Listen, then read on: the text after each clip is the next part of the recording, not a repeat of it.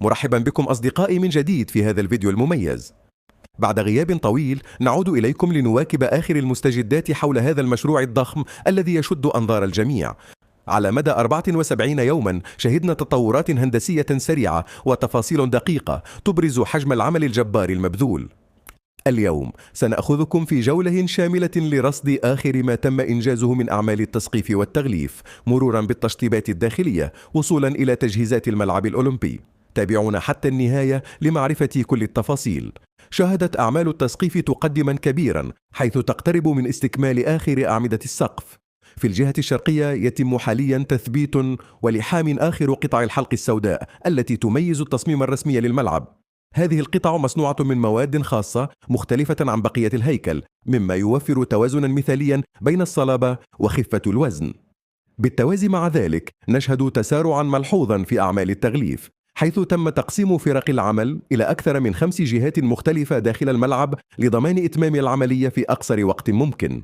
أما فيما يخص الأعمال الداخلية فهي مستمرة وتشمل التجهيزات التقنية والتشطيبات النهائية. بالنسبة للمدرجات لم تشهد تغييرات كبيرة في الفترة الأخيرة، باستثناء استكمال تركيب جميع قطع بريكاست بانال مع بقاء بعض التأخير في المنطقة الغربية. كما أن جميع البوابات أصبحت جاهزة تقريبا، باستثناء بعض البوابات العلوية في الجهة الغربية. وفيما يتعلق بالسلالم داخل المدرجات فقد تم استكمال جميعها، إلا أن الأعمال متوقفة مؤقتا نظرا لخطورة عمليات التسقيف التي تتطلب إجراءات سلامة صارمة. ومع ذلك فإن ما تبقى من الأعمال داخل المدرجات يقتصر على تركيب المقاعد وإضافة بعض التشطيبات النهائية مثل الطلاء، وهي عمليات لا تتطلب سوى بضعة أيام أو أسابيع لإنجازها.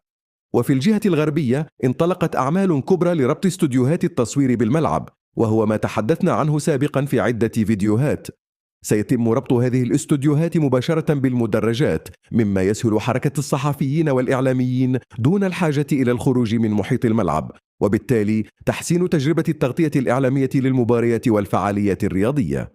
أما في محيط الملعب فقد تم إحراز تقدم كبير، خاصة في مواقف السيارات التي باتت تظهر بحلة جديدة ومتميزة، حيث تم تصميمها بأسلوب عصري يدمج بين الاستدامة والجمالية عبر إنشاء مناطق خضراء على سطحها. كما أن الأعمال في الملعب الأولمبي وصلت إلى مراحلها النهائية، مع بقاء أعمال التسقيف وتركيب المقاعد وبعض التفاصيل الصغيرة التي سنستعرضها لاحقا.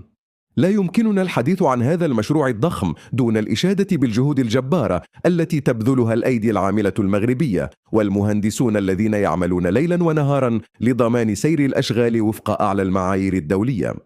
هذا ليس مجرد ملعب، بل تحد وطني يثبت قدرة المغرب على تنفيذ مشاريع عملاقة تضاهي كبرى دول العالم، وهو جزء من الاستعدادات الكبيرة لاستضافة أبرز الفعاليات الرياضية العالمية. الرهان كبير، لكن بفضل التخطيط المحكم والعمل الدؤوب يقترب هذا الحلم من أن يصبح حقيقة ملموسة. سيكون هذا الصرح نموذجا مشرفا للبنية التحتية الرياضية في إفريقيا والعالم العربي. شكرا لكم أصدقائي على دعمكم المستمر.